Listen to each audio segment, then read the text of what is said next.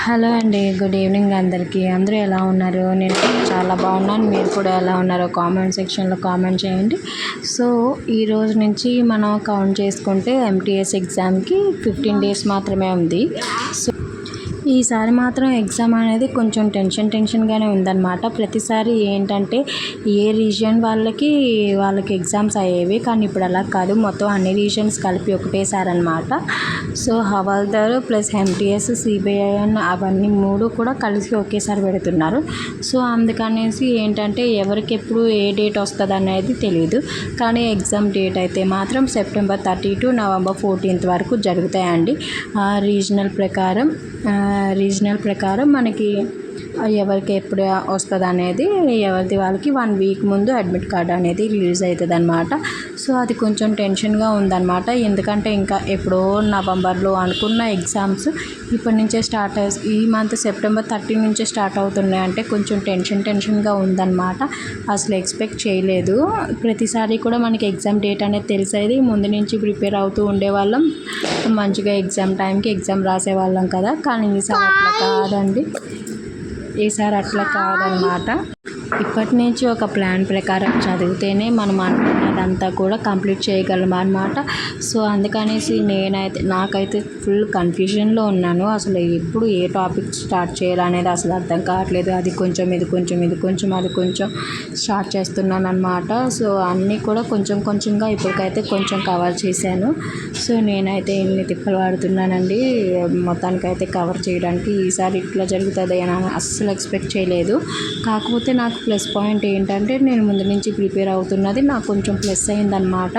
కొంచెం టెన్షన్ అనేది లేదు. కాకపోతే నేను మ్యాథ్స్లో వీక్ అండి, కొంచెం అది ప్రిపేర్ అవ్వడానికైతే నాకు కొంచెం టైం మ్యాథ్స్లో వీక్ అనమాట. అది ప్రిపేర్ అవ్వడానికైతే నాకు టైం సరిపోవట్లేదు. సో నేను ప్రతిసారి ఎగ్జామ్ రాసినప్పుడు ఏంటంటే మ్యాథ్స్కి సంబంధించి ఏదో జస్ట్ ట్రయల్ కోసం అన్నట్టు నేను ఏదో చదివేదాన్ని. సో ఈసారి అట్లా కాదనమాట. ప్రతి సబ్జెక్టు కనీసం క్వాలిఫై అవ్వాలన్నట్టుగా ఈసారి ఎట్లయినా ఏదో ఒకటి తేల్చాలన్నట్టుగా నేను ప్రిపేర్ అవుతున్నాను అనమాట. సో అందుకనేసి నేను కొంచెం చాలా కన్ఫ్యూజ్లో ఉన్నా, కొంచెం కాదు. సో ఈసారి కరెక్ట్ ఎగ్జామ్ డేట్కి ఎంతవరకు కంప్లీట్ చేస్తానో నాకైతే తెలీదు. నేనైతే అన్ని టాపిక్స్ అయితే ప్రిపేర్ అవ్వట్లేదండి. ఏ అయితే మెయిన్ టాపిక్స్ ఉంటాయో వెయిటేజ్ ప్రకారం ప్రిపేర్ అవుతున్నాను అనమాట. అన్ని టాపిక్స్ కవర్ చేసే అంత టైం అయితే మన దగ్గర లేదు కాబట్టి ప్రస్తుతానికి వెయిటేజ్ ప్రకారం ప్రిపేర్ అయితే సరిపోతుందండి. నేను ఆఫ్టర్నూన్ టైం ఇంత, ఆఫ్టర్నూన్ టైం ఈ సబ్జెక్ట్, ఈవినింగ్ టైం ఈ సబ్జెక్ట్, మార్నింగ్ ఈ సబ్జెక్ట్, నైట్ ఈ సబ్జెక్ట్ అన్నట్టు డివైడ్ చేసుకొని కొంచెం అంతా కవర్ చేసుకుంటున్నాను అనమాట. సో మీరు ఎట్లా ప్రిపేర్ అవుతున్నారు అన్నది నాకు కూడా కొంచెం కామెంట్ సెక్షన్లో కామెంట్ చేయండి. సో నేనైతే ఇట్లా ప్రిపేర్ అవుతున్నానండి. సో ఈ వీడియో నచ్చితే మాత్రం అస్సలు షేర్ చేయడం అస్సలు మర్చిపోవద్దు. సో ప్రతి ఒక్కరికి ఉపయోగపడుతుంది అనమాట. సో నేనైతే హౌస్ వైఫ్గా ఉంటూ నేను మా బాబుతోటి తంటాలు పడి ప్రిపేర్ అవుతున్నానండి.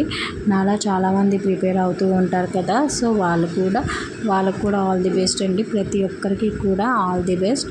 బాగా ప్రిపేర్ అవ్వండి. ముందు నుంచి ప్రిపేర్ అయితే ఏంటంటే మనకి ఏ టెన్షన్ ఉండదు, ఈజీ అవుతుంది అన్నమాట. అప్పటికప్పుడు ప్రిపేర్ అవ్వాలంటే మనం అంత మైండ్ పెట్టి చదవలేము. సో మనకి చాలా టఫ్ అనిపిస్తుంది. టైంకి మనం అయితే సిలబస్ అయితే మనం ఫినిష్ చేయలేమన్నమాట, కంప్లీట్ అయితే చేయలేము. సో ఎప్పుడైనా కానీ కాంపిటేటివ్ ఎగ్జామ్స్కి ఎప్పుడైనా కానీ ప్లాన్ అనేది ఉండాలి. ప్లాన్ లేకపోతే అసలు మనం చదవలేము, చాలా కష్టంగా ఉంటుంది. ప్లాన్ ప్రకారం వెళ్ళిపోతే మొత్తం టాపిక్స్ అన్నీ కవర్ చేయొచ్చు అన్నమాట.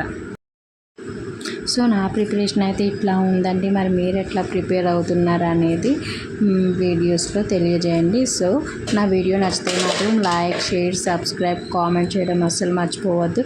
ఓకేనా ఫ్రెండ్స్, మళ్ళీ రేపు వ్లాగ్లో కలుద్దాం. బాయ్.